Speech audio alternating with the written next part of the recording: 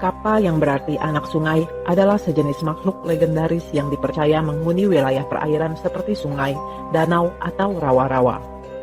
Pada agama Shinto, mereka dianggap sebagai salah satu dewa air. Kappa memiliki ukuran tubuh seperti anak kecil. Makhluk ini memiliki tempurung seperti kura-kura pada punggungnya. Wajahnya juga memiliki moncong seperti kura-kura.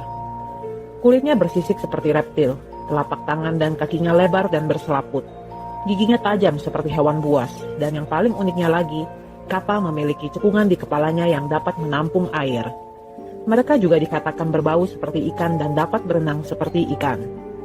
Bagian kepala yang cekung inilah yang dianggap sebagai sumber kekuatan Kappa.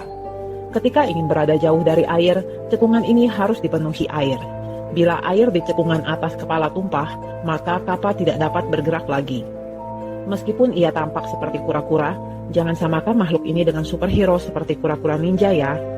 Makhluk ini dikenal sering menyerang ternak dan anak-anak dengan menghisap darah mereka hingga habis dan mati. Mereka juga makhluk yang keras kepala. Jika ada orang yang dikejar makhluk ini dan orang tersebut berbalik melawan, Kappa akan menjadi lebih agresif. Dengan kekuatan magisnya, ia akan menyerang orang itu. Ada trik khusus untuk menghindar dari serangan Kappa. Meskipun Kappa suka menghisap darah dan melahap isi organ manusia, tetapi sebetulnya Kappa lebih menyukai timun daripada anak-anak. Waktu tertentu, banyak orang di Jepang melemparkan mentimun ke sungai sebagai tindakan perlindungan. Menurut cerita rakyat, tidak semua Kappa jahat. Bahkan ada jenis Kappa yang membantu manusia. Dikatakan bahwa Kappa yang baik itu adalah ahli patah tulang dan merekalah yang mengajarkan keahlian itu pada manusia.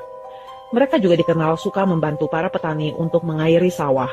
Bahkan ada beberapa kuil Shinto yang merayakan upacara atas perbuatan baik Kappa.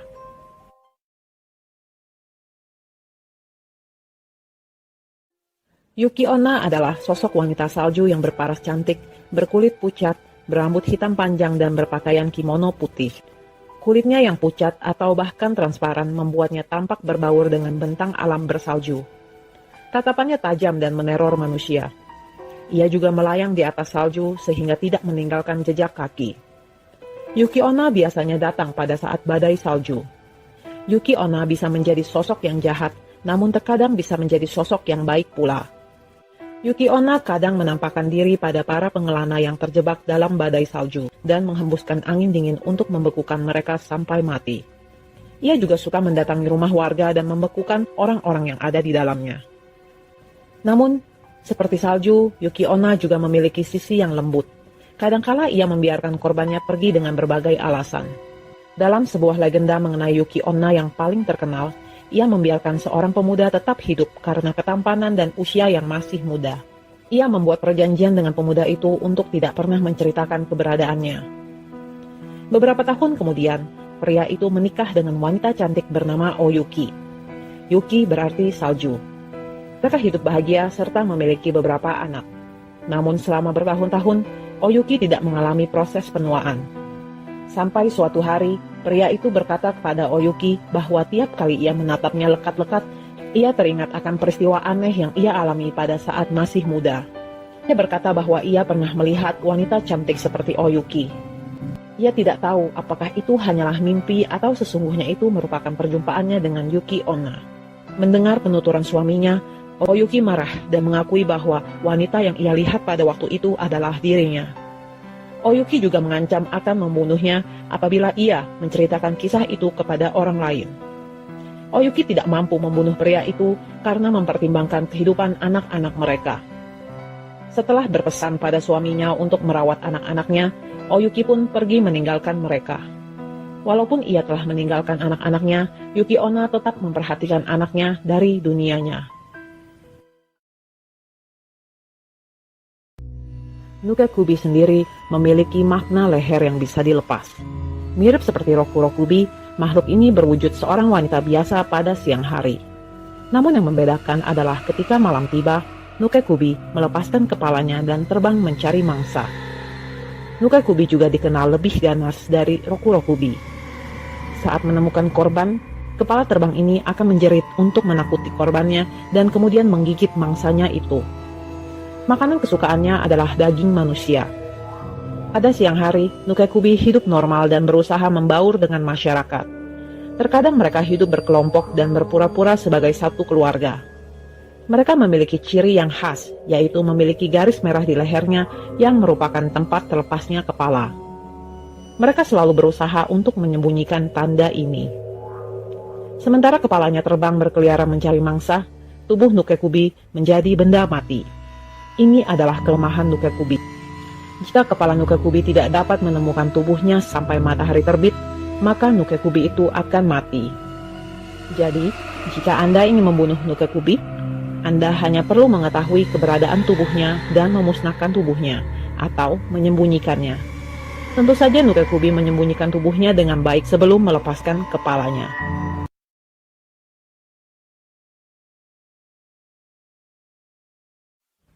Okiku semasa hidupnya adalah seorang pelayan wanita yang bekerja di kastil Himeji.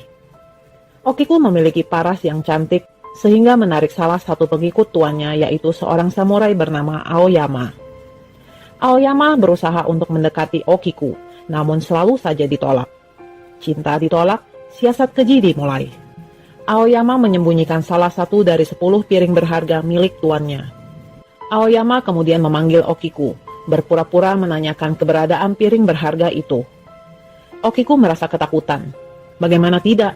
Pada masa itu, menghilangkan benda berharga milik tuan adalah kejahatan yang pantas dihukum mati. Ia menghitung piring tuannya berkali-kali, namun selalu saja kurang satu. Saat itulah, Aoyama berpura-pura menawarkan diri akan membantu Okiku mencarikan alasan kepada tuannya.